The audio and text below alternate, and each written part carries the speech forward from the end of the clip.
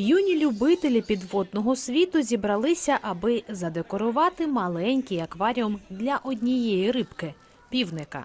Маленька компанія розпитала 6-річну Соню про конкурс.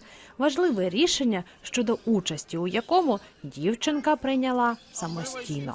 Нравится, но я только первый раз сама приняла участие. Меня спросили то, что ты хочешь принять участие, чтобы ты аквариум я решила, что да. Для Соні спілкування з рибками та догляд за ними не новина.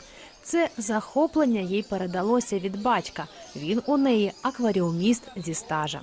Он аквариумы может переоборудовать, еще их декорации делает. У догляді за акваріумами Соня – перший помічник для тата. Вона не лише годує рибок, а й допомагає чистити приладдя для акваріуму. Я ему помогала корм насыпать в банке просто. Вот. Еще помогаю ему аквариум чистить, фильтра, камни. Подарунками для маленьких учасників стали ті акваріуми, які вони власноруч прикрашали. І в обов'язки Соні тепер буде входити догляд вже за 2 акваріумами.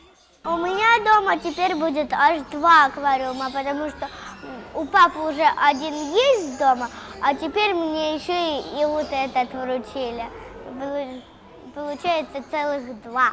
Я не знаю, как я за ними буду ухаживать, 2 аквариумами, потому что в одном аквариуме, самом большом, у меня там столько много рыб, что им туда тоже надо все корми смешать. Вот. И теперь еще и за петушком ухаживать. Декор акваріума Соня вважає справою складною. Каже, що потребує вона зосередженості та самотності. Если бы было не так много людей, это было просто. Потому что тогда ты в полном одиночестве можешь подумать. Если ты будешь быстрее думать, то и быстрее твой получится аквариум. У змаганнях з акваріумістики серед дітей не було переможців та переможених. Всі конкурсанти представили гідні для свого віку роботи, тому судді святково оголосили, що в цьому конкурсі перемогла дружба.